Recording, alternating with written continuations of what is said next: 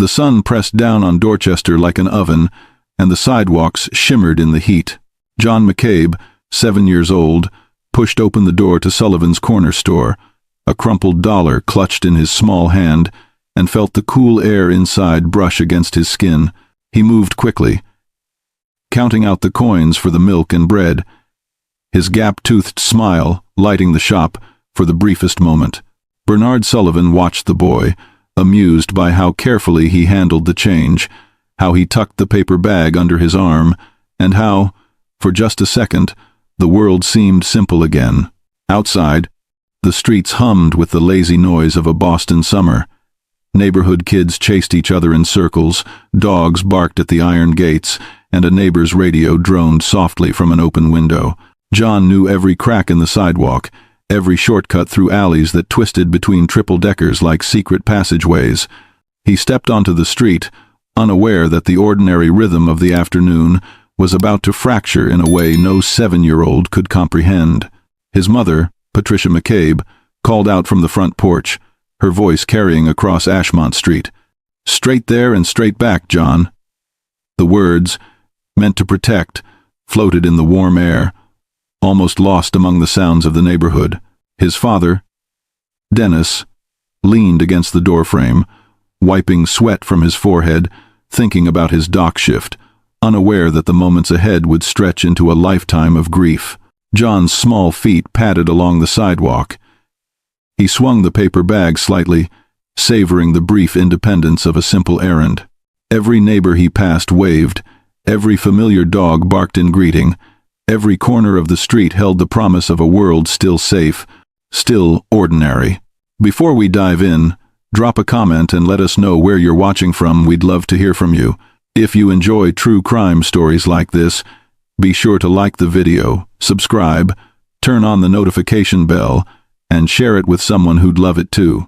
The clock had barely struck 2:47 p.m. when John McCabe disappeared from the last adult eyes that had seen him. The summer streets of Dorchester held the faint scent of sun-warmed asphalt and blooming lilacs, masking the unseen danger that waited in the shadows of narrow alleys. John's paper bag, pressed against his chest, swung lightly as he darted between the familiar cracks in the pavement, each step ordinary yet unknowingly historic. 17 minutes, a brief stretch of time that would stretch over decades in memory and investigation, slipped by with casual indifference.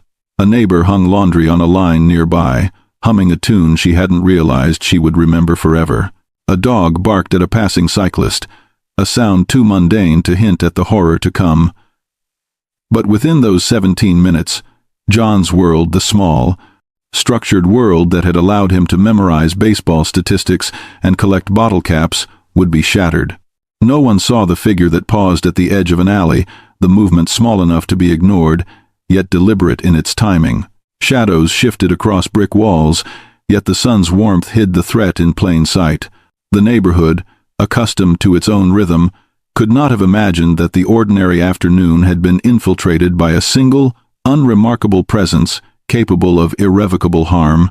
Every step John took carried him farther from home, yet no one noticed the subtle anomaly, the way he hesitated for a fraction of a second near a rusted fire hydrant, the way a dog seemed to stiffen as if sensing something unseen.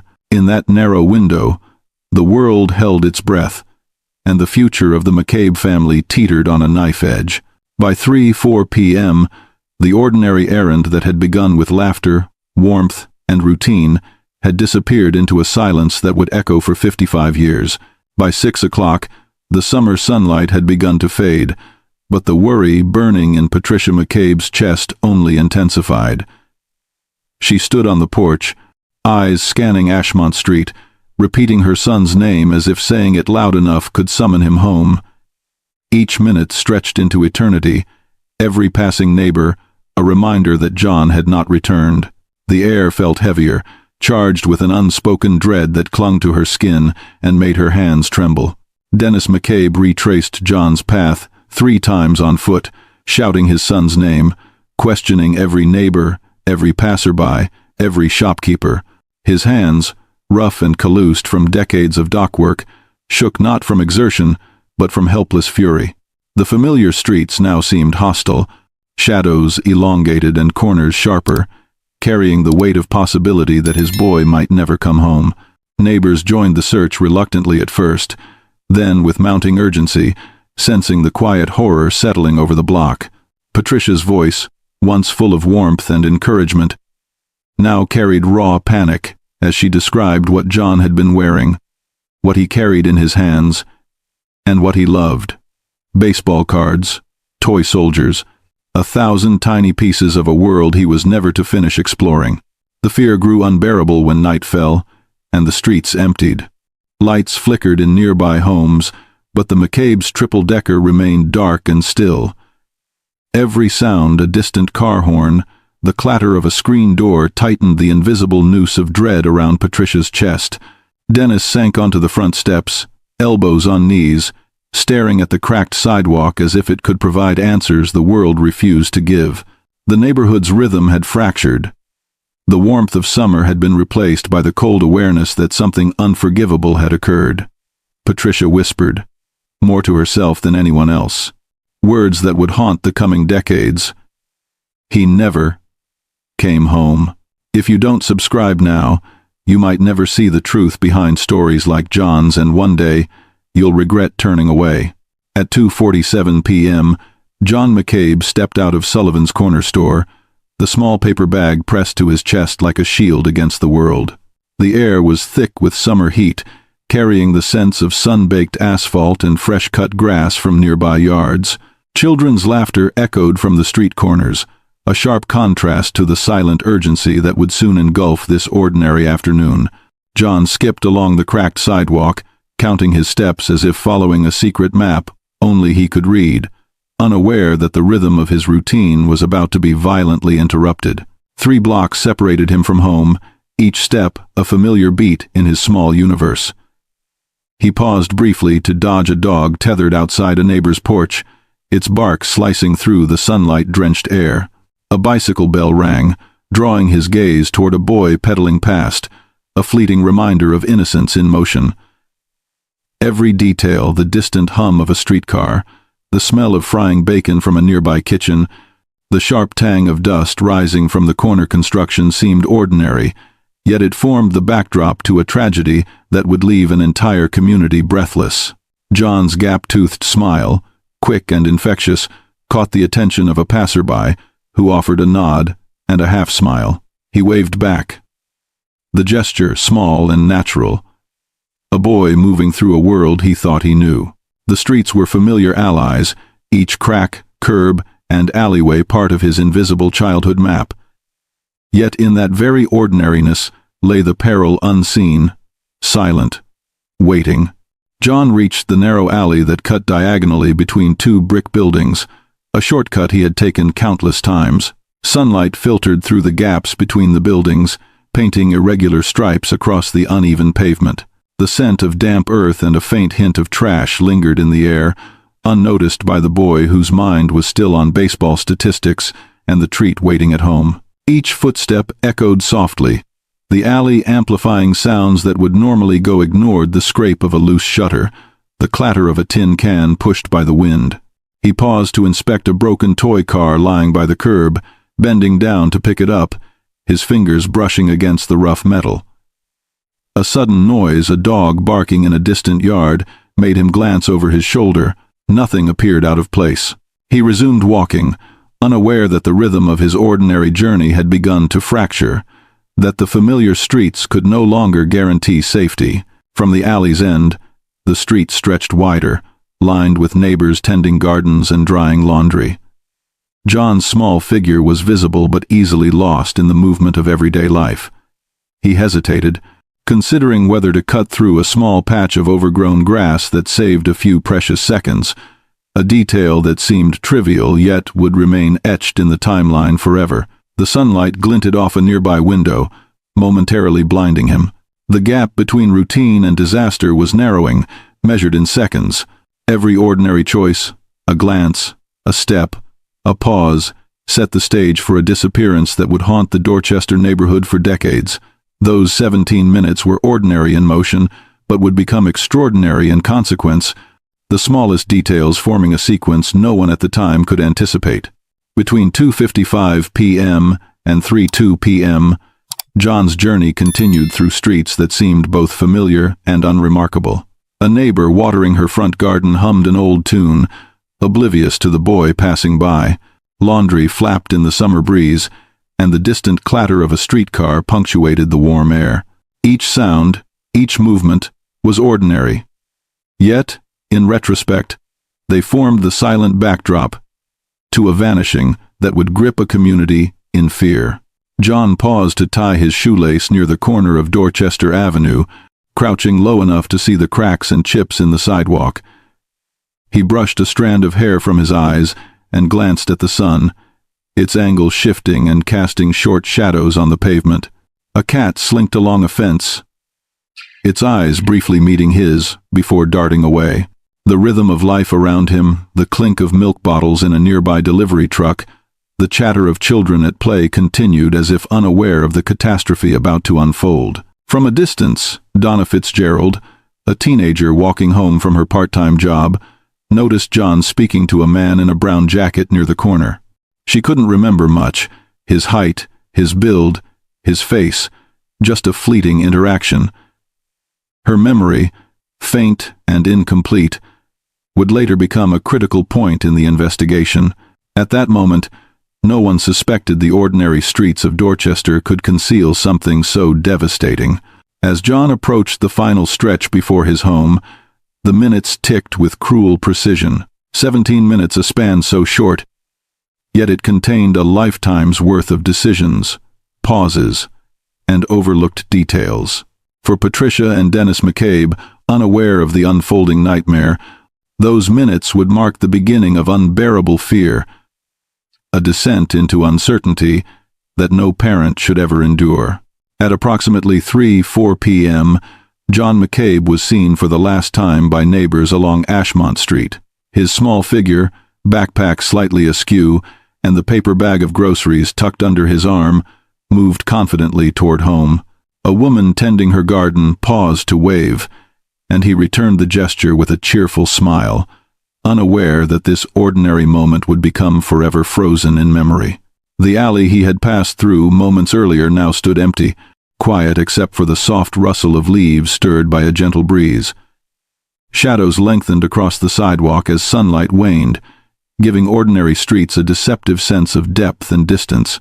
Every child, every passerby, carried on with the mundane rhythm of life, oblivious that John's small footsteps had left the map of his final journey. By the time Patricia McCabe glanced out the window at 3:15 p.m., expecting her son to appear as he always did, the boy was nowhere in sight. The familiar route he had taken dozens of times offered no clues, no hint of danger. Panic, subtle at first, began to claw at her chest, a mother's intuition sharpening into dread. Dennis McCabe, returning from his makeshift neighborhood search, felt the creeping weight of terror, the realization that the ordinary had fractured into an unthinkable nightmare. 17 minutes less than the time it takes to brew a cup of coffee had transformed a sunlit, ordinary walk into a lifetime of grief, uncertainty, and questions that would remain unanswered for decades. The streets that had once seemed safe, that had nurtured John's curiosity and laughter, had shifted silently into a place of loss, leaving only absence in their wake. By 6 p.m., the neighborhood had transformed. Dorchester's familiar streets, lined with triple-deckers, small gardens, and the occasional stray cat, were no longer just home. They had become a sprawling search grid. Flashlights pierced the early evening, their beams bouncing off brick walls and hedges. Voices called out John's name, low at first, then urgent, desperate. The air, heavy with summer heat, now carried the metallic scent of fear. Detective Vincent Calabrese coordinated search parties with methodical focus, though his heart ached for the boy he had never met. He had walked these streets as a child himself, knew the shortcuts, the alleys, the small gaps between buildings where someone or something could vanish in an instant. Every turn of a doorknob, every peering into a darkened basement, was a potential breakthrough or heartbreak. Neighbors, young and old, lined up shoulder to shoulder, sweeping backyards and vacant lots. Mothers clutched their toddlers, the children mimicking the calls with trembling voices. Men hoisted ladders to peer into attics, while the occasional dog barked at shadows only it could see. The entire community moved as one organism, a single, frantic pulse, determined to recover what had been lost. In these hours, time became elastic. Each minute stretched painfully, measured not in seconds, but in the silent fear of what the night might bring.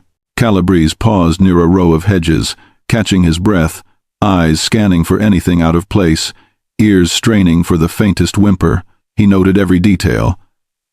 An open gate, swinging in the wind, a bicycle left at a crooked angle, a faint smudge of dirt on a sidewalk. Each could be meaningless, or a clue. As darkness deepened, the community's unity was both a comfort and a torment. Every unturned corner, every shadow, carried a weight that no flashlight could dispel. And in that waiting, hope and dread intertwined, tightening around every chest. Detective Vincent Calabrese moved deliberately through the maze of streets and alleys, his senses tuned to everything out of place. Every creak of a gate, every rustle in a hedge, made him pause. His eyes, sharp despite the years, scanned for the smallest clue, a footprint, a disturbed flower bed, a scrap of paper that might belong to John. He noted each detail, jotting mental notes that could mean nothing, yet refusing to dismiss anything outright. Emotion weighed heavily on him. He pictured Patricia McCabe pacing the floors of Ashmont Street, dread etched on her face. Dennis, running the familiar route in hopeless circles. He carried that fear like a second skin, urging him forward even as exhaustion set in. Sweat clung to his brow, stinging his eyes, yet he pressed on, speaking firmly to search teams, instructing them to leave no corner unchecked. The neighborhood's familiar rhythm was fractured. Neighbors' calls, once casual, now carried a trembling urgency.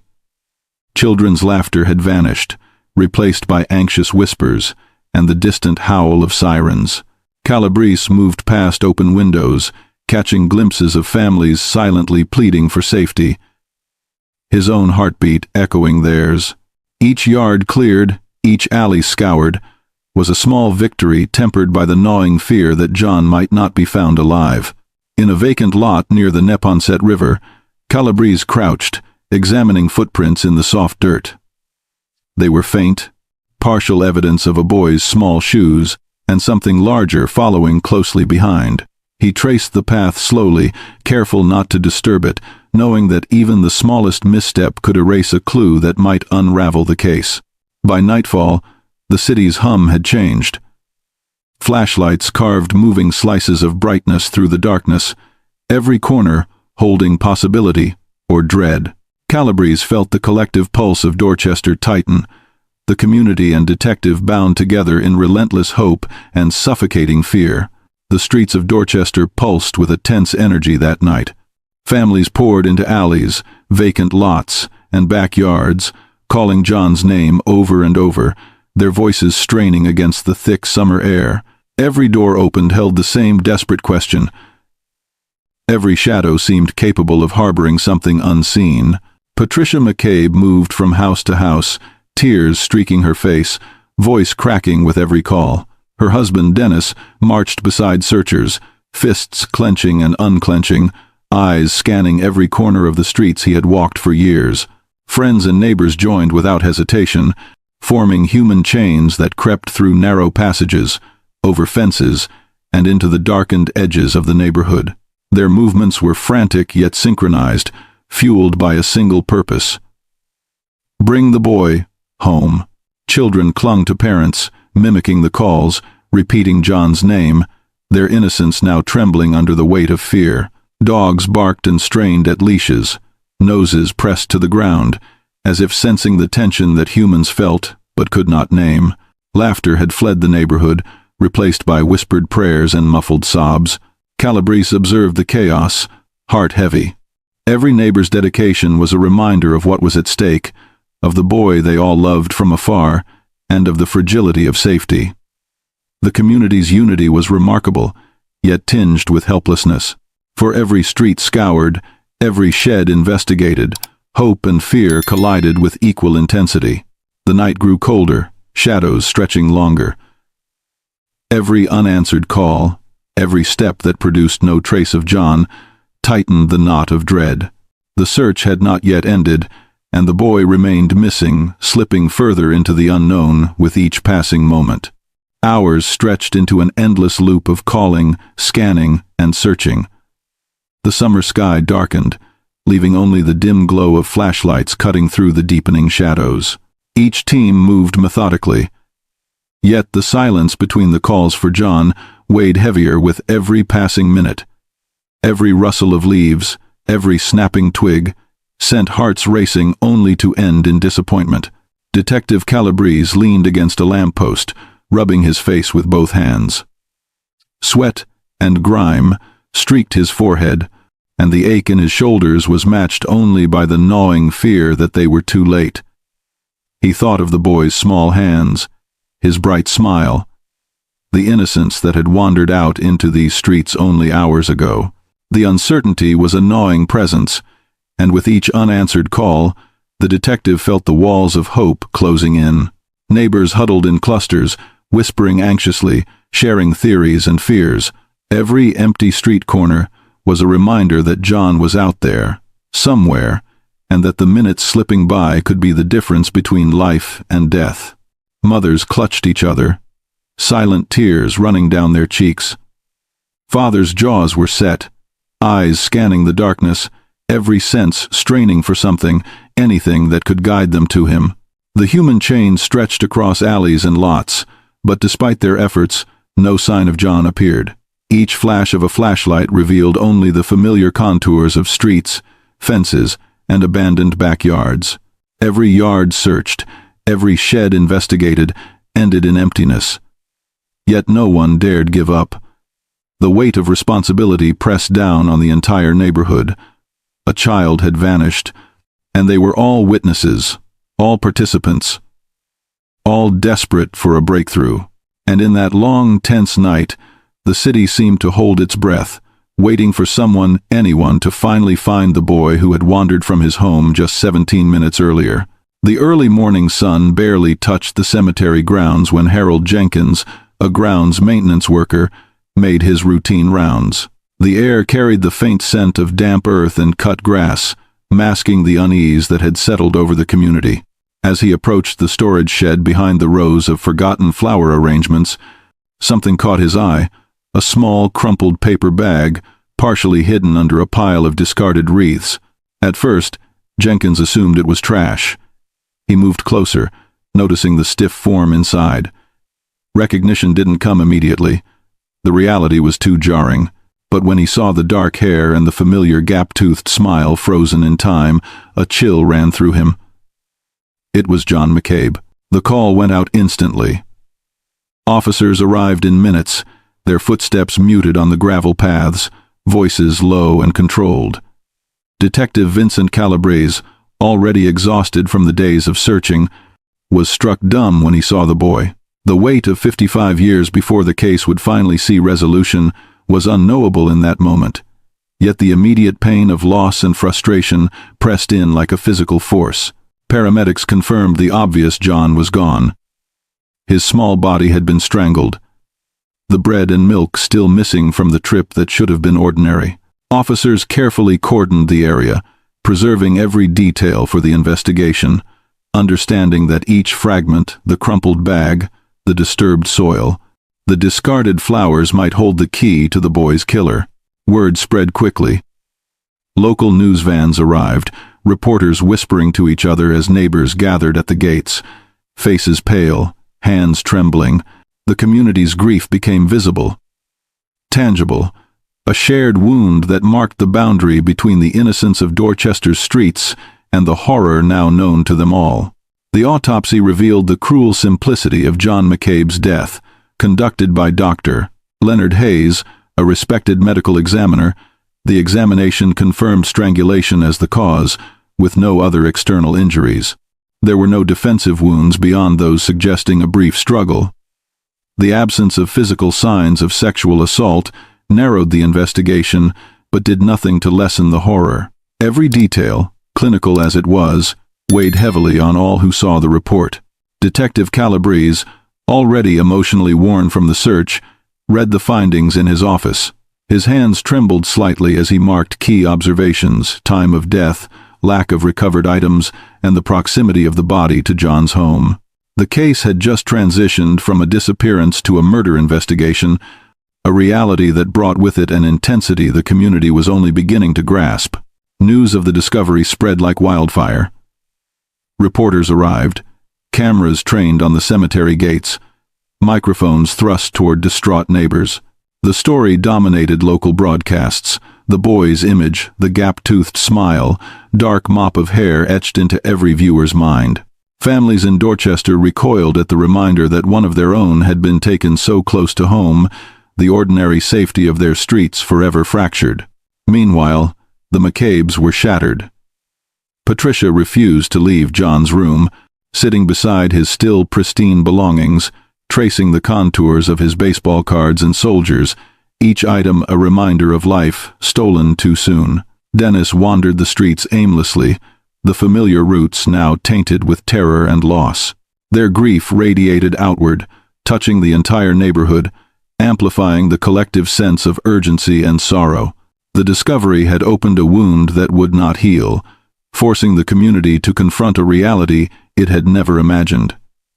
What had seemed like a typical summer day now carried the weight of tragedy, setting the stage for an investigation that would stretch decades and challenge every measure of justice.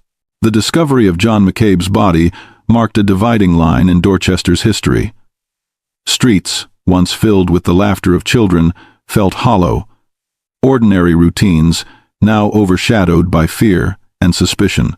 Parents clutched their children tighter, eyes scanning every corner for shadows, every stranger for signs of danger. The innocence of 1,969 had been irrevocably shattered in just 17 minutes. For Patricia McCabe, the fracture was deeply personal. She kept John's room untouched, his tiny shoes aligned neatly under the bed, his favorite baseball cards still in their shoebox. Every morning she sat in silence beside the rumpled blanket he had left behind, whispering the small routines she hoped he would still perform if he were only home. Dennis wandered the streets and alleys where John had walked, the neighborhood he had known like the back of his hand now transformed into a landscape of dread. Detective Calabrese, staring at the cemetery that day, felt the weight of responsibility press down harder than ever. This was no longer a simple missing child case. The boy's death had turned the neighborhood into a scene of collective grief, suspicion, and self-questioning. Friends and neighbors found themselves replaying each interaction, each small moment of that afternoon, wondering if there had been something they missed, something that might have saved John. The community responded with quiet determination. Vigils were held, prayers whispered, and yet a lingering shadow of doubt and sorrow remained. Dorchester had changed, not gradually, but instantly. That summer's warmth was replaced by a chilling awareness. One ordinary moment could transform lives forever. John McCabe's absence echoed in every corner of his neighborhood and in every heart that had known him. The streets, once alive with wonder, now carried a haunting silence, a reminder that life could be stolen without warning. Detective Vincent Calabrese sat alone in the cramped Dorchester precinct office, the weight of John McCabe's case pressing down like a physical force. Stacks of witness statements, scribbled notes, and maps of the neighborhood covered his desk. Each paper represented a hope that had faded, a lead that had gone cold, a community waiting for answers he didn't yet have. Calabrese's philosophy was simple: leave no stone unturned, no question unasked. But in 1969, the tools at his disposal were limited. There were no surveillance cameras, no DNA databases, no digital records, just intuition, meticulous observation, and the willingness of neighbors to speak. And yet, despite his tireless efforts, the boy's disappearance had already become a riddle that refused to be solved. Early suspects came and went like shadows. Friends of the family, local drifters, even store employees were scrutinized, their alibis and statements cross-checked endlessly. Every contradiction in witness accounts gnawed at Calabrese. Each one a reminder that truth could be slippery, even in a tight-knit neighborhood. The man in the brown jacket, the green Chevrolet citing small fragments of memory that led nowhere yet demanded investigation, became both a guide and a torment. As the days stretched into weeks, Calabrese felt the creeping frustration of a case that defied resolution. Sleep became irregular, meals skipped, conversations with colleagues short and tense. The boy's image, the dark mop of hair, gap-toothed smile haunted his thoughts, pushing him toward obsession. Every alley, every shortcut John might have taken, replayed in his mind in meticulous detail. In the quiet of the precinct, Calabrese whispered to himself, almost as if trying to summon a clue from the shadows. "I promise." The weight of that promise was immense, yet it fueled his relentless pursuit of a truth that seemed to evade him at every turn. The first days of the investigation were a blur of statements and half-remembered details. Neighbors spoke quickly, their voices tight with fear, but their recollections clashed. Donna Fitzgerald insisted she saw John speaking with a man in a brown jacket near Dorchester Avenue. Her description, age, height, general appearance, was frustratingly vague. Meanwhile, postal carrier Gerald Thornton remembered a green Chevrolet parked suspiciously near the cemetery at roughly 3 o'clock. No license plate, no driver remembered, only fragments that led nowhere. Calabrese knew that every detail, no matter how small, could be the key to unlocking the truth. He questioned store employees, family, friends, even casual acquaintances of the McCabes, piecing together timelines and alibis. Every contradiction gnawed at him. One witness said John had stopped to watch a neighborhood dog. Another insisted he had waved to a friend down the street. Each inconsistency forced Calabrese to retrace steps, interview neighbors again, and revisit the routes John might have taken. The neighborhood, once familiar and comforting, became a maze of uncertainty. Shadows of doubt fell over innocent lives. Bernard Sullivan, the corner store owner and the last person to see John alive, endured scrutiny that extended beyond official questioning. Though a polygraph cleared him, whispers followed him down Ashmont Street. The community's need for answers collided with their loyalty, creating tension and fear that Calabrese had to navigate delicately. Amid the confusion, one figure briefly dominated suspicion. Calvin Pritchard, a drifter known for minor offenses and a past incident involving a child. But each lead, no matter how promising, crumbled under scrutiny. Pritchard's alibi was airtight, and Calabrese was left facing the same impossible question over and over. How could a child vanish in plain sight? The detective's frustration mounted, but he pressed on, determined that John McCabe's final moments would not remain a mystery. Every contradiction, every dead end, was a challenge he would not abandon. Weeks turned into months, and each lead that promised answers dissolved into frustration. Detective Calabrese pored over witness statements late into the night, the lamplight casting a dim glow over yellowing papers. Each new tip, each whispered rumor, became both a beacon of hope and a weight of disappointment. The streets he had walked hundreds of times now felt unfamiliar, each alley a potential hiding place for answers he could not find. The drifter, the green Chevrolet, the man in the brown jacket, all evaporated into dead ends. Calabrese revisited the cemetery where John's body was discovered, retracing the paths and asking the same questions again. He spoke with groundskeepers, joggers, and local children, hoping someone might remember a fleeting detail. Every "no" he received cut deeper, layering frustration over grief. His obsession grew quietly, almost invisibly. Friends noticed him withdrawing, skipping social engagements, and staring long hours at the case files. Meals were skipped, nights shortened. The boys' laughter, the clatter of baseball cards, the gap-toothed smile. Everything about John McCabe haunted him. Calabrese was not merely solving a crime, he was tethered to a memory that refused to release him. Colleagues worried about his health, but Calabrese welcomed the isolation. The puzzle demanded total focus, and he believed that any distraction might allow the truth to slip further away. Each night, as he closed the office, he repeated a vow to himself and to the boy he had never met outside the briefest moments. I will find the person who took you. I will not fail. It was an obsession rooted in duty, grief, and the unbearable weight of an innocent life lost. And as the city moved on, as families forgot the image of a smiling 7-year-old boy, Calabrese remained, shadowed by a promise he could neither abandon nor fulfill yet.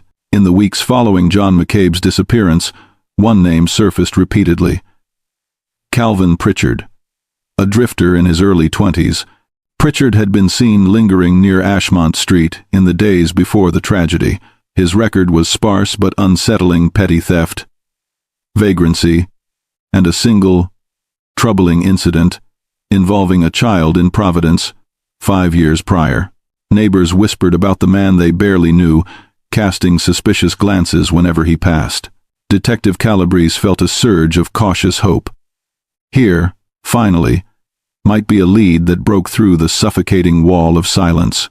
He pored over Pritchard's movements, seeking patterns, talking to those who had seen him.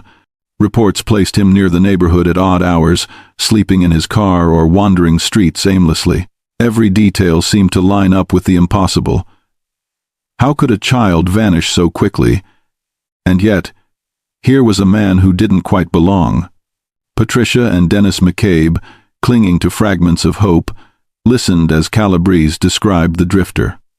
For the first time since that August afternoon, a sliver of possibility crept into their despairing hearts. If this man was the culprit, maybe, just maybe, justice was within reach. Neighbors revisited their observations, scrutinizing small details they had dismissed before. The air in the Dorchester neighborhood was heavy with unease. An invisible tension threaded through each sidewalk, each alleyway, each familiar doorway. Calabrese prepared to track Pritchard down, certain that the man's shadowed past could not hide him forever. Every lead, every tip, every fleeting sighting carried the weight of urgency. The city seemed to hold its breath, waiting for a breakthrough that might end decades of unanswered questions. But in the back of the detective's mind, a warning whispered: appearances could be deceiving, and not every thread would lead to truth. 3 weeks after John McCabe's disappearance, police tracked Calvin Pritchard to a small town in New Hampshire. His presence in Dorchester on August 17th was the critical question that could either solve the case or deepen the despair. Calabrese and his team pored over records, from police logs to witness accounts, desperate for a confirmation that might finally bring closure. The investigation hit an unexpected wall. Pritchard had been in a holding cell in Worcester from 11 a.m. until the following morning for drunk and disorderly conduct. Every record, every clerk's signature, every fingerprint confirmed it. He could not have been near Ashmont Street when John vanished. Calabrese felt the hope draining from the room like water from a punctured bucket. The neighborhood, once tense with the possibility of resolution, now carried a different weight. Disbelief mixed with lingering fear. For Patricia and Dennis McCabe, the news was a cruel twist. Their hearts had briefly lifted, imagining that the man who haunted their neighborhood might answer for the horror that stole their son. Now, that fleeting relief was replaced by renewed despair, the emptiness of the unanswered question pressing harder than before. Friends and neighbors, once vigilant with suspicion, found themselves grappling with the stark truth. The killer remained free, unknown, and hidden within the very streets they had walked every day. Detective Calabrese felt the case slipping further into the shadows of cold files and unanswered questions. Each lead that turned to dust reminded him that the world had moved on, but he could not. The faces of the McCabes, etched into his memory, demanded perseverance. Yet the summer of 1969, and its 17 minutes that held the life of a 7-year-old, remained a void that no investigation could yet fill. With Calvin Pritchard eliminated as a suspect, the McCabe investigation sank deeper into uncertainty. The hope that had flickered in the hearts of investigators and neighbors alike was extinguished. Detective Calabrese, usually a man of measured determination, found himself staring at the ceiling of his office, revisiting witness statements over and over, trying to find a single overlooked detail that might break the case open. The neighborhood, once alive with coordinated searches and whispered theories, began to settle into a grim routine of quiet anxiety. Parents gripped their children a little tighter, friends exchanged glances when passing alleys, and every unknown stranger on Ashmont Street was regarded with suspicion. Patricia and Dennis McCabe carried their grief like an open wound, each day a reminder that no answers had come. Their lives contracted into a narrow world, bounded by the memory of John's last moments and the absence that refused to heal. Reports piled up, leads went cold, and the green Chevrolet that had once sparked excitement was never found. The so-called man in the brown jacket, a fleeting sighting by a teenager, remained a ghost in the timeline, its significance fading into speculation. The investigation lost momentum as newer crimes, fresher tragedies, and shifting priorities absorbed the attention of law enforcement. The McCabes' despair was compounded by the stark reality. The killer walked free, and the world moved on around their frozen grief. For Calabrese, the case became a shadow on his career, a quiet obsession he could not release. Night after night, he returned to the evidence, hoping for a thread that might tie the years together. Yet, each attempt dissolved into frustration, leaving him with a simple, agonizing truth. Sometimes, even the most determined pursuit could not reach the answers that grief demanded. The calendar pages turned, one year slipping into the next, but Ashmont Street remained frozen in August 1969. Patricia McCabe maintained John's room as if he might return at any moment, the gap-toothed smile immortalized in photographs that lined the mantelpiece. Her mornings were heavy with ritual. Breakfast for two, the empty chair, a reminder that no amount of time could restore what had been stolen. Dennis McCabe moved through the days with a quiet, rigid routine, rarely speaking of the boy he had loved beyond measure. Neighbors watched the couple with a mixture of sympathy and unease, the pain etched into their faces like permanent shadows. Detective Vincent Calabrese retired in 1978, but the McCabe file never left his desk. Even in retirement, he revisited the case, scrutinizing witness statements, re-examining old notes, and running every conceivable scenario in his mind. Each time he thought he might see the faint outline of a lead, the trail dissolved. The frustration grew heavier with each passing decade, a weight pressing against his conscience. By the time he died in 1991, the case remained unresolved, a testament to the limitations of the era and the persistence of grief. For the McCabe's extended family, John's absence became a silent marker of lost time.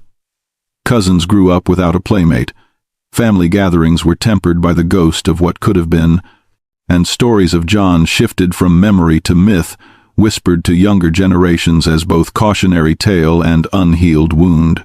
The neighborhood itself retained the faint echo of that August afternoon, an unspoken awareness that tragedy had once brushed against ordinary lives and left a scar that would not fade. The years stacked upon one another like stones in a wall, each unyielding and cold, shielding the truth behind layers of silence. Patricia McCabe's days were measured in quiet acts of remembrance.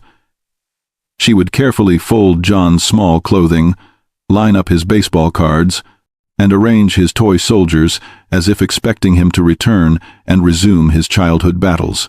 Every sound, a neighbor's door closing, a car engine starting, the laughter of children playing triggered a pang of longing and fear. Each time the phone rang, her heart would leap, only to fall when the call brought nothing but routine news. The absence of closure hardened her in ways that were invisible to outsiders, shaping every interaction, every cautious glance down Ashmont Street. Dennis carried his own grief differently, but no less intensely. He spent evenings sitting on the stoop, while he Axon Dennis, Biasili, watching the streets where John once ran errands, a man trapped between hope and resignation. His work at the docks became a rhythm he clung to, a distraction from a wound that refused to heal. Conversations about John with friends or neighbors dwindled over the years, leaving silence as the only companion to his sorrow. The extended McCabe family felt the ripple of loss as well. Holidays were muted, milestones passed uncelebrated, and questions from younger cousins were met with heavy sighs or avoided altogether. John's memory hung over family gatherings, a shadowed presence, reminding everyone that time could not erase the void. Detective Calabrese, though gone, had left his imprint. His devotion, frustrations, and tireless pursuit became a silent legacy in the police department, a reminder that even those trained to find answers were sometimes powerless against time and circumstance. For 55 years, the absence of justice loomed large, a quiet terror that touched not just one family, but an entire community waiting for a resolution that seemed impossibly distant. Even after leaving the badge on his dresser, Detective Vincent Calabrese could not leave John McCabe behind. The case lingered like a shadow over his life, resurfacing in quiet moments. The sound of a child's laughter on the street, a baseball rolling across a driveway, the creak of a floorboard in a darkened hallway. He reviewed his notes obsessively, returning to every witness statement, every description, every overlooked clue, hoping some small detail might reveal the truth that had eluded him for decades. Colleagues often found him staring at the McCabe file late into the night, the yellowed pages under the soft glow of a desk lamp. He had aged alongside the case, his hair grayer, his hands steadier, yet his mind continually circling the same frustration. Friends and family asked him to let it go, to accept that time had buried the answers. But Calabrese could not. Each unsolved lead became a personal weight, each cold trail a reminder of a child lost and a family forever changed. He imagined Patricia's hands folding John's toys, Dennis's lonely walks at dusk, their grief pressing in like an invisible force. He knew the case had become more than a professional challenge, it had transformed into a moral imperative. Every investigation he handled afterward was compared to the McCabe case. Every breakthrough weighed against the decades of silence that had followed a tragedy that might have been prevented. Calabrese's obsession was quiet but relentless, a testament to his refusal to let a young boy's memory fade into obscurity. Even as his own life neared its twilight, he carried the case in his mind, aware that the truth remained just out of reach, waiting for tools and methods that had not yet existed in 1969. As the years passed, the McCabe case became a quiet fixture in Boston's memory, mentioned in passing but never resolved. Leads dried up, witnesses moved away, and neighborhood chatter faded into occasional whispers at block gatherings. The green Chevrolet that had sparked brief interest vanished from memory, and the man in the brown jacket remained an untraceable shadow. Each new report of missing children reminded the community of John, reinforcing a sense of vulnerability and unresolved fear. Patricia and Dennis clung to their routines as anchors, but the absence of closure gnawed at their every decision.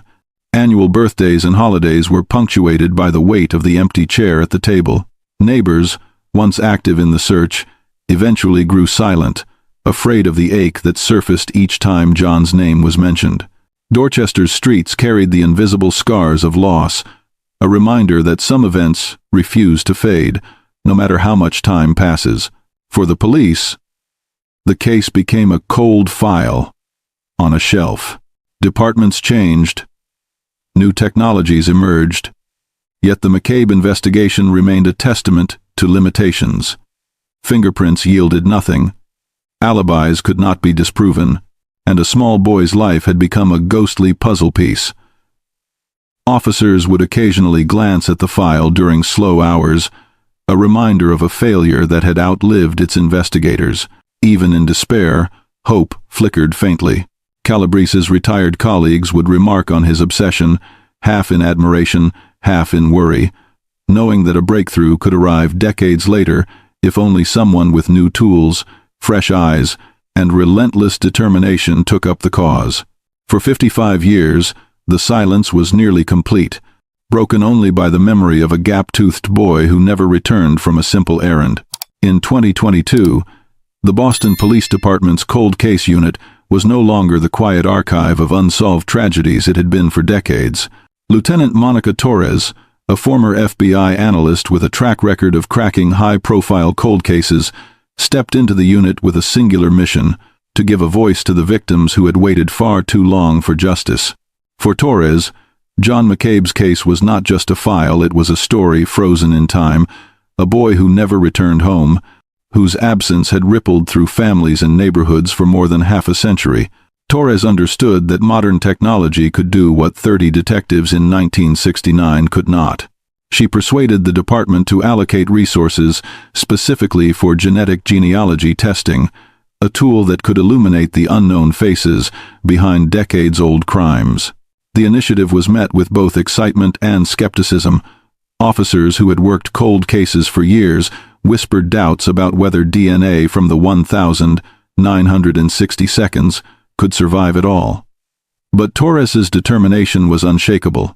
She had seen broken cases revived, families healed, and killers exposed through the careful science of genetic connections.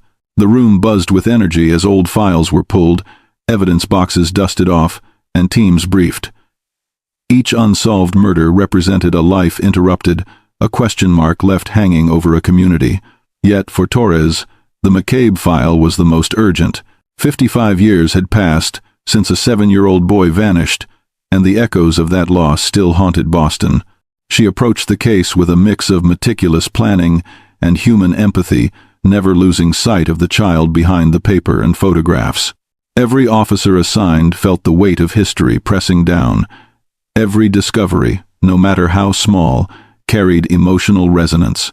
The cold case unit had been reborn not just with technology, but with purpose, a commitment to proving that time alone could not bury the truth. And as the investigation began to awaken after decades of silence, one question lingered in the air. Could they finally uncover what had been hidden since that scorching August afternoon in 1969?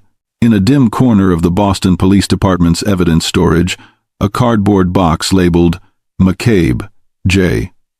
Case #69 to 4477 had survived decades of neglect, flooding, and routine purges.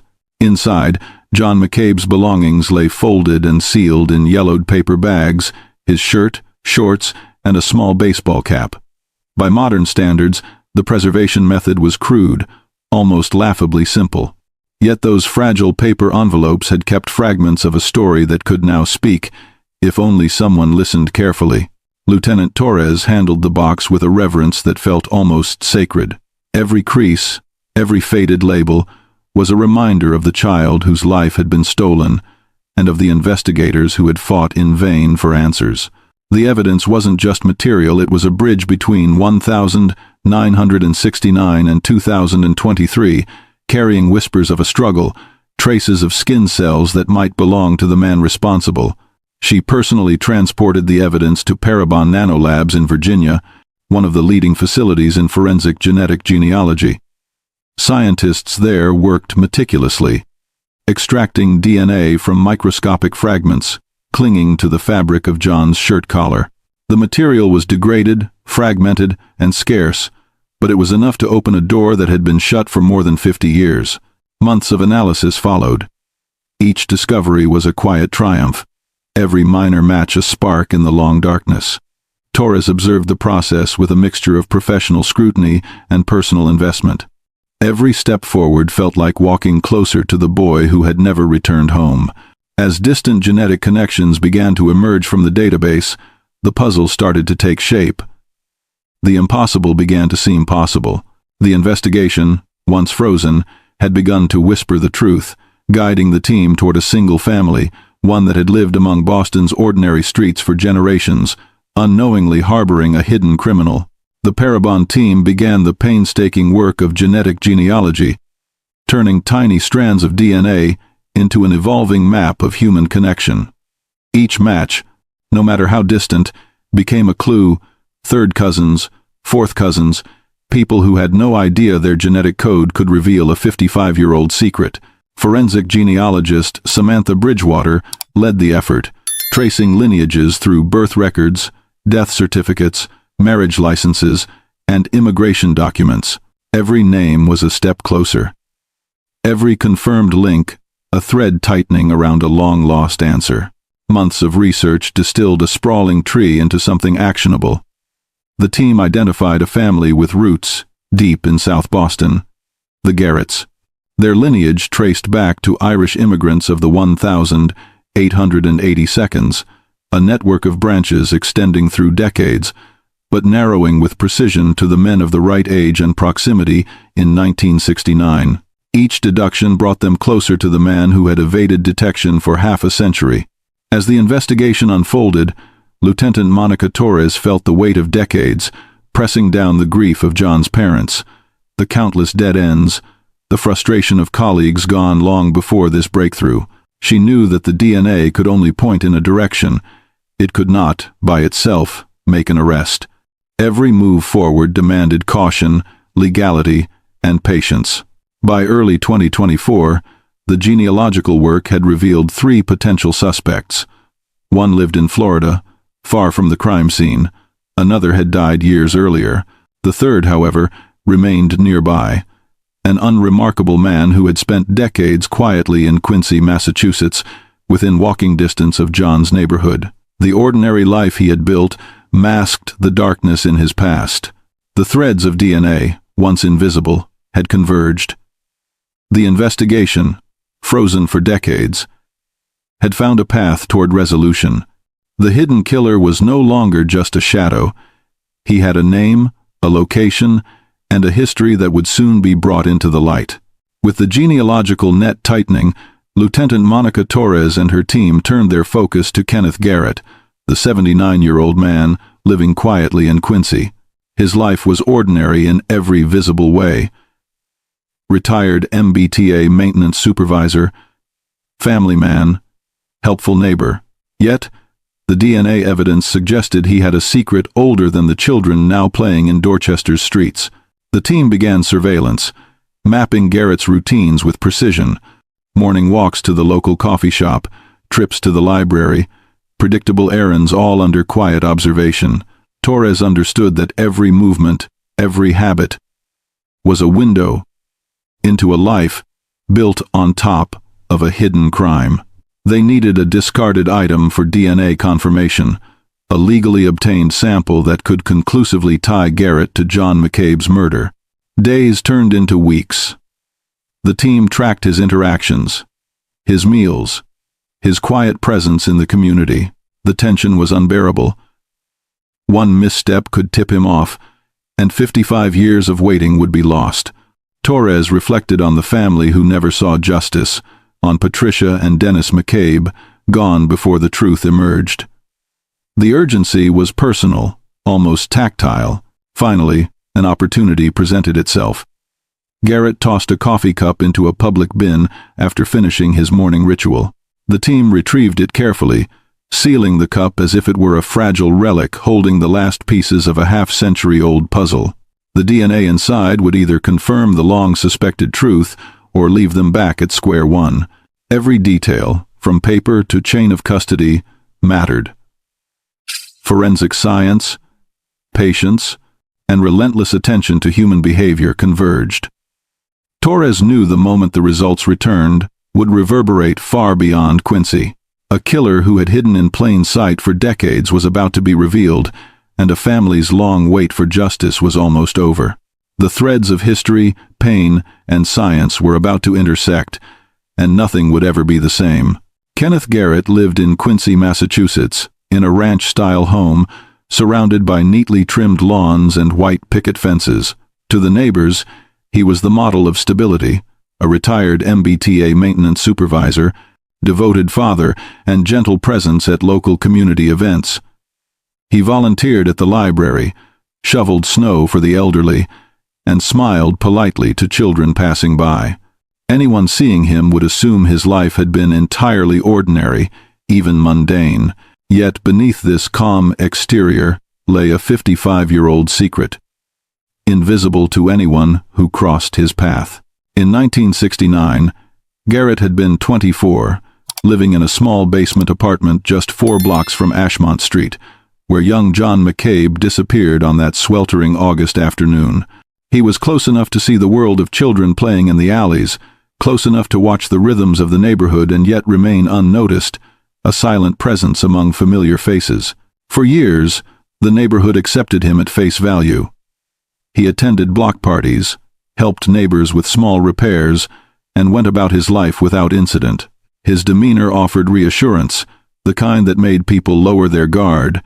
Little did anyone know that the same man who handed cookies to children at the library had once ended the life of a 7-year-old boy in a moment of uncontrolled impulse.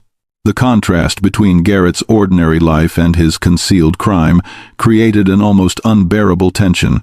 The realization that someone so integrated, so familiar, could have committed such a horrifying act struck deep fear into those who would later hear the story. It was the everyday horror of a predator hidden in plain sight, a reminder that appearances can be lethal. This quiet, the ordinary man had carried a monstrous secret for decades, and now science and patience were poised to reveal it. In Dorchester and later Quincy, Garrett was a fixture. Neighbors recalled his reliable presence watering plants for Mrs. Drummond, returning lost wallets, and chatting at the corner store. Children felt safe around him. Adults trusted him. He had the kind of smile that disarmed suspicion, a quiet manner that encouraged complacency. No one could have imagined that he had once taken a child's life and buried the secret under decades of everyday routines. Looking back, the clues were invisible in plain sight. Garrett's small, predictable life had never attracted scrutiny. He worked the same maintenance routes, ate at the same diners, and followed the same patterns year after year. Police reviewing the case now marveled at the proximity 4 blocks from John McCabe's last steps, yet Garrett had blended seamlessly into the neighborhood's background. The very ordinariness of his life shielded him from suspicion. Even family and friends spoke of him as trustworthy and dependable. His daughter, Margaret, remembered a father who played board games, helped with homework, and took her to the library on rainy afternoons. The public face was one of consistency and care, yet beneath it was a long-suppressed act of violence, dormant but unforgotten. The horror lay in the contrast. The same man who built trust, offered help, and participated in his community had once shattered a family's life in a single afternoon. This duality, the helpful neighbor versus the hidden killer, heightened the emotional weight of the investigation. It reminded everyone, following the case, that evil can wear ordinary faces, and the most devastating crimes can be committed by the people we least suspect. As investigators continued narrowing their focus, every routine, every familiar gesture of Garrett's life now carried new meaning, and the tension of discovery hung like a shadow over the streets he had walked decades ago. In the summer of 1969, 24-year-old Kenneth Garrett lived in a modest basement apartment on Freeport Street, just 4 blocks from Ashmont Street. He moved quietly through the same streets where John McCabe wandered freely, clutching his paper bag of milk and bread. Garrett's proximity to the boy was chilling in retrospect. To neighbors, he was invisible, a part of the scenery, walking past kids playing stickball, waving to familiar faces, never drawing attention. On that sweltering August afternoon, Garrett had finished a morning of drinking, stewing in anger and frustration he would later describe as just being different. He had no plan, no calculated scheme, just a convergence of impulse and proximity. That brief window between Sullivan's store and the McCabe home was all it took. The boy's world, full of baseball cards, toy soldiers, and sunlight, collided tragically with Garrett's uncontrolled rage. This was the Garrett whom no one remembered as threatening. He blended seamlessly into every corner of the neighborhood, passing by the Dorchester Avenue alley, where John cut through, moving past neighbors who greeted him with casual nods, and walking streets that had no memory of the small tragedy that had taken place so close. The horror was in the ordinariness. Detectives, decades later, retraced his steps with painstaking attention. Every store, street corner, and shortcut revealed the terrifying truth. Garrett's life and the neighborhood's calm existence had overlapped in ways no one could have seen. The proximity of predator to prey, masked by the mundane rhythms of a summer day, underscored the case's chilling complexity. As investigators now examined the maps, timelines, and Garrett's routines, the weight of that afternoon pressed on them. A man could live a quiet, helpful life for decades, and yet remain the same person who had stolen a child's future in a fleeting moment of uncontrolled rage. By early April 2024, Lieutenant Monica Torres and her cold case unit had narrowed their focus to Kenneth Garrett. He lived quietly in Quincy, Massachusetts, a routine life that made him nearly invisible. Torres knew that confirming the suspect's DNA was the final piece, and every step had to be methodical. Any mistake could give Garrett the opportunity to vanish once again. Officers began discreet surveillance of Garrett's daily movements. They monitored his morning walks to the Dunkin' Donuts on Freeport Street, his trips to the library on Tuesdays, and his Thursday dinners at Golden Dragon. Every gesture, every predictable action was logged, every detail recorded. The team operated in silence, blending into the ordinary rhythms of the neighborhood. Garrett's mundane routine, his carefully maintained normalcy, made the tension almost unbearable. For Torres, the weight of decades pressed heavily. She thought of Detective Calabrese, who had pursued this case tirelessly until his death in 1991. She imagined the grief Patricia and Dennis McCabe carried for 55 years, the hope extinguished but never entirely gone. Each footstep Garrett took was a reminder of lives interrupted, innocence stolen, and justice delayed. The team waited patiently, knowing that one discarded item could make the invisible visible. 3 weeks passed, with meticulous observation and no misstep. Finally, on April 23rd, Garrett finished his coffee at the Dunkin' Donuts and tossed the cup into a public trash can. The officers immediately retrieved it, sealing it as evidence to be sent for testing. The tension in Torres's office was suffocating. This single cup could confirm what decades of investigation had only suspected. The fragile line between hope and despair throbbed in every heartbeat, every tick of the clock. Once the cup was securely in evidence, it was transported immediately to Parabon Nanolabs in Virginia. Torres understood that even with the cup in hand, certainty was far from guaranteed. The DNA had to be extracted carefully, sequenced, and compared against the decades-old sample from John McCabe's shirt collar. The sample was fragile, degraded by time, and yet it carried a story waiting to be told. As the days passed, Torres and her team held their collective breath. Every morning brought the same routine, reviewing surveillance notes, double-checking timelines, and revisiting archival photos of Dorchester in 1969. The clock ticked relentlessly, each moment a reminder that justice had been delayed for over half a century. She thought of the McCabes, whose lives had been frozen in grief, and of Calabrese, whose dedication had never wavered. Then, the report arrived. The DNA on the cup matched the genetic profile, built from the evidence, with a probability of 1 in 8.7 trillion that it belonged to anyone else. The odds were staggering, the confirmation undeniable. Torres felt a weight lift even as the emotional toll intensified. Decades of unanswered questions, lost years, and unresolved pain had finally converged into a single, unassailable truth. The room was silent, except for the low hum of computers.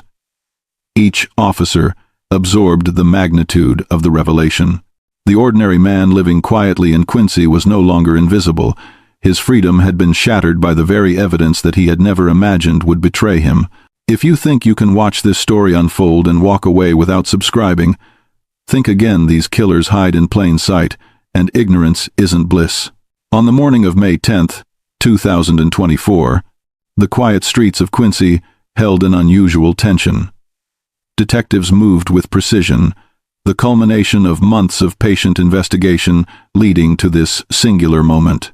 Garrett's routine was predictable, which made the operation straightforward yet heavy with anticipation. At 6:47 a.m., officers knocked on the door of his ranch-style home.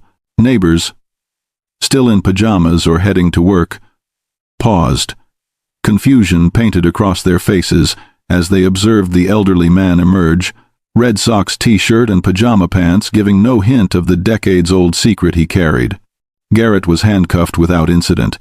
His expression was a mixture of disbelief and resignation, a man forced to confront a lifelong lie. Torres watched silently, feeling the accumulated weight of 55 years, pressing down years when justice had been deferred, when the McCabe's grief had been endless, when a young detective had carried a case beyond his retirement and into death. The arrest rippled outward. Media cameras clicked, neighbors whispered, and a community long haunted by tragedy felt the tremor of closure. It was a surreal juxtaposition. The ordinary man, once respected and trusted, now revealed as the perpetrator of an unthinkable act. The quiet horror of that realization settled over everyone involved, a reminder of the fragile boundary between normalcy and violence. Torres reflected on the chain of moments that had led to this point, from preserved evidence in a cardboard box to genetic genealogy, to weeks of surveillance and a trash pull. Science, patience, and human determination had intersected to expose the truth. The path to justice was painstakingly slow, but it had arrived, undeniable and final. Kenneth Garrett sat stiffly in the interrogation room, the morning sun creeping through the blinds and cutting narrow stripes across the tiled floor. The chair beneath him seemed almost accusatory, pressing him into the reality of a life he had long believed hidden. Lieutenant Monica Torres entered quietly, her notebook closed, her gaze steady. The room smelled faintly of coffee and bleach, a sterile space for confessions that sometimes came in whispers, sometimes in shouts. For 55 years, Garrett had lived a life no one could have suspected. The neat suburban home, the grandchildren, the volunteer hours at the library, all masks over a day that had shattered another family's world. Torres did not need to speak immediately. Silence has a way of speaking louder than words. She let the weight of decades hang between them. Garrett's fingers twisted in his lap. His eyes darted to the corner of the room, then back at the floor. Memories, suppressed and ignored, began to stir. The evidence, preserved against time, felt alive now. DNA fragments that refused to lie. Witness recollections that resurfaced with painful clarity, and the relentless march of justice that had finally caught up.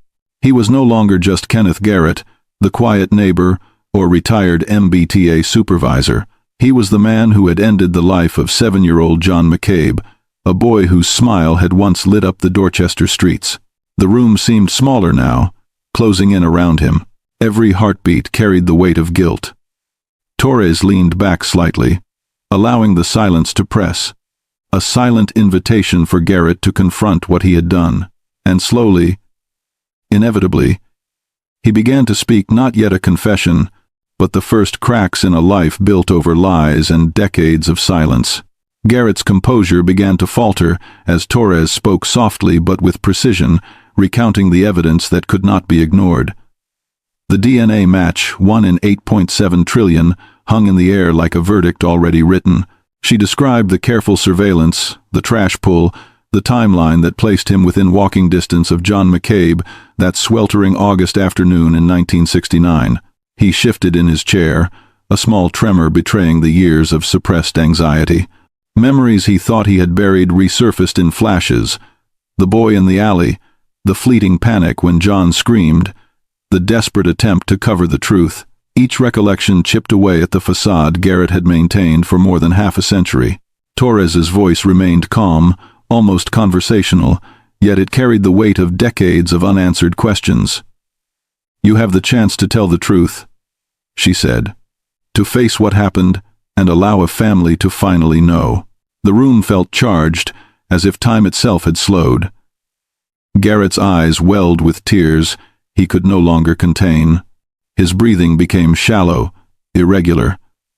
For the first time, the man who had seemed ordinary and kind to the outside world revealed the storm within. He was not shouting, not pleading, he was succumbing to the inevitability of confrontation. The detective's patient, unwavering gaze forced him to reckon with the life he had destroyed, the grief that had accumulated silently for over 5 decades. The walls of denial crumbled piece by piece, and then the first words slipped out, hesitant, fragmented, but unmistakable. "I was different then," Garrett whispered, his voice trembling, eyes fixed on the table. "I was angry, always angry. My father was hard on me. I'd been drinking that day. I saw the boy, and something just snapped."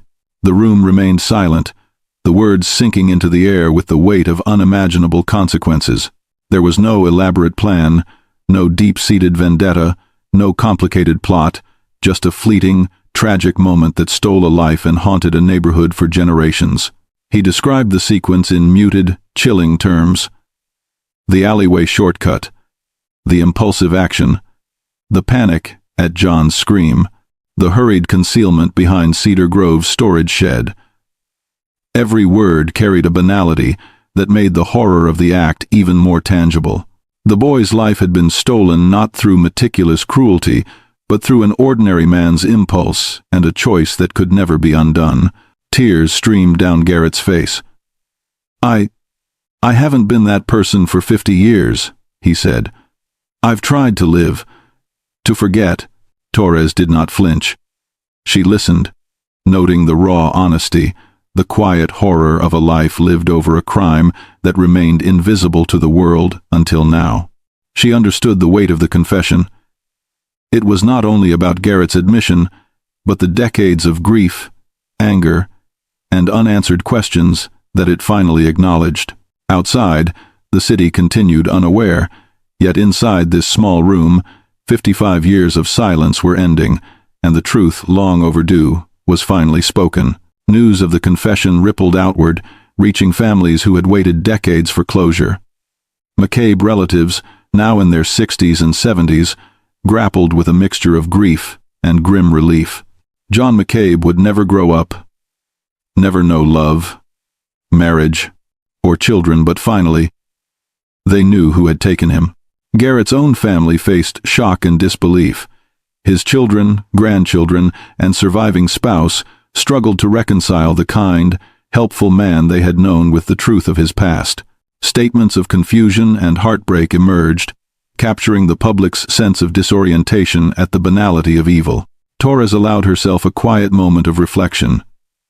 She thought of Patricia and Dennis McCabe, gone before justice arrived. She thought of Detective Calabrese, who had carried the case as a ghost over decades, never knowing the truth. Every hour spent on the investigation, every painstaking step toward DNA analysis, now felt justified. The city of Boston absorbed the revelation slowly. Neighbors murmured disbelief, newspapers ran stark headlines, and the weight of a 55-year-old crime pressed into the present. The confession, restrained yet devastating, forced a reckoning not just for Garrett, but for everyone who had felt the unresolved tension of John McCabe's disappearance. This was not just an admission, it was a mirror reflecting the fragility of human innocence, the cost of impulsive acts, and the persistence of justice. 55 years later, the world finally had an answer, but the shadow of what had been lost remained. The courtroom hummed with quiet tension, reporters scribbling, cameras ready, neighbors murmuring among themselves. 55 years had passed, yet the weight of a 7-year-old's death pressed as heavily as the day he vanished. Kenneth Garrett, now a man in his late 70s, sat in the defendant's chair, hands folded, face pale, trying to reconcile decades of ordinary life with the extraordinary consequences of one impulsive afternoon. Prosecutors prepared meticulously, emphasizing the unbroken chain of DNA evidence, witness statements, and timelines that made denial impossible. The defense attorney reviewed his notes with quiet urgency, aware that no amount of rhetoric could erase the proof left in a child's clothing over half a century ago. Each step toward trial was more than a legal process. It was an act of acknowledgement, a final chapter for a community that had waited decades for answers. Families crowded the back of the room, the McCabe relatives in particular, holding photographs, clinging to memories, and silently measuring how justice could arrive long after it was due. Garrett's own children watched in stunned silence, grappling with the father they had loved versus the man whose actions had shattered a family's entire future. This courtroom was a stage for reckoning. Generations of grief and hope, despair and relief were all present, converging in the narrow rows of wooden benches. Time had passed, lives had moved on, yet here was the confrontation that decades had demanded. The ritual of justice had finally caught up, but it could not restore what had been stolen. Dorchester and the surrounding neighborhoods felt a strange mixture of closure and sorrow. Locals recalled the day John McCabe vanished, the human chains, the flashlights cutting through the evening, searching for a boy who would never return. Memories mingled with relief finally. A name attached to an old, painful story, but the collective grief remained. Plans for a memorial at Cedar Grove Cemetery began almost immediately. A simple headstone, flowers, and a bench near the storage shed where John's life ended. Lieutenant Torres intended to attend, carrying a photograph of Detective Calabrese, the man whose devotion had never wavered even as the case went cold. For many, the memorial would be a place to cry, to remember, to confront the passage of decades, and to honor the life stolen far too soon. Meanwhile, Garrett's family struggled to reconcile their memories with the stark truth. His children and grandchildren faced public scrutiny, private shame, and questions that had no easy answers. Friends and neighbors wrestled with disbelief, trying to understand how an ordinary man could carry a secret so devastating for more than half a century. The community, once fractured by fear and speculation, slowly began the delicate process of healing. Conversations about safety, accountability, and the hidden dangers of everyday life resurfaced, forcing the city to reflect on how innocence can vanish in an instant and the importance of vigilance, even when danger seems unimaginable. Justice, finally delivered, carried a bittersweet weight. The courtroom could hold a verdict. The DNA could point unerringly to Garrett, yet nothing could recover the years stolen from John McCabe. His parents, Patricia and Dennis, had passed away without ever knowing who had taken their son. Generations had grown up mourning a boy who never became a man, a story paused in tragedy. Torres lingered on the emotional resonance of the case. The technology, genetic genealogy, had solved what years of traditional investigation could not. Science had reached across decades, uncovering truth where memory and paper files had failed. Yet she could not ignore the cruel fact that time had stolen what the law could not return. John's life, his milestones, and the ordinary joys of growing up. Before this final reflection, consider the weight of attention. If you're still watching and haven't subscribed, take a moment to consider. One day, a story like John's might happen in your neighborhood, and you'll wish you'd paid attention. Subscribe or comment why you think you don't care. The memorial would soon welcome the community, a place to confront grief, honor life, and reflect on human vulnerability. The city would remember John McCabe, not just as a statistic, but as a boy who deserved decades more of laughter, baseball cards, and summer afternoons. Science solved it, but time stole what justice cannot return. And in that quiet reckoning, the moral remained. Even when answers arrive late, the scars of loss endure.